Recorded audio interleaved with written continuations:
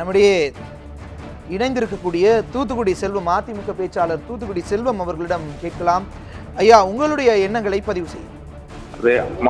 மாண்புமிகு அம்மா அவர்கள், புரட்சித் தலைவி அம்மா அவர்கள் எத்தனையோ ஆபத்துக்களை கடந்து ஆபத்துக்களை வெற்றிகரமாக எதிர்கொண்டு அந்த ஆபத்துக்களிலிருந்து மீண்டு வந்தவர்கள்.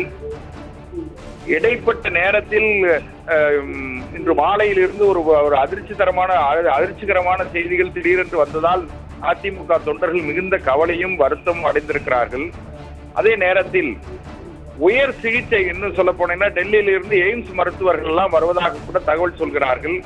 அதனால அம்மா அவர்கள் இந்த ஆபத்திலிருந்து மீண்டு நிச்சயமாக எப்படி கடந்த 19ஆம் தேதி ஆபத்தான சிகிச்சையில் இருந்து சாதாரண வார்டுக்கு அவர்கள் மாற்றப்பட்டு அவர்கள் இயல்பாக அவர்களே உணவருந்துவதாக எல்லாம் செய்திகள் வந்ததோ அதை போலவே மீண்டும் இந்த மாரடைப்பு என்கிற செய்தியில இருந்தும் அம்மா அவர்கள் மீண்டு வந்து நிச்சயமாக இன்னும் ஒரு 2 நாட்களிலே அவர்களுக்கு அனைத்து இந்திய அண்ணா திராவிட முன்னேற்ற கழக தொண்டர்களுக்கு மிகுந்த நம்பிக்கையை ஊட்டக்கூடிய செய்தியும், இன்னும் சொல்ல போனா ஜாதி கடந்து மதம் கடந்து அனைத்து பிரிவினரும் உலகெங்கு வாழ்கிற தமிழ் சமுதாயத்தை சார்ந்த அனைவருடைய பிரார்த்தனையும் நிச்சயமாக அம்மா அவர்களை மீட்டெடுக்கும். அம்மா அவர்கள் இயல்பு நிலைக்கு வந்து தமிழகத்திற்கு ஒரு நல்லாட்சி தருவார்கள் என்ற நம்பிக்கை அனைத்து தொண்டர்களுக்கும் இருக்கிறது.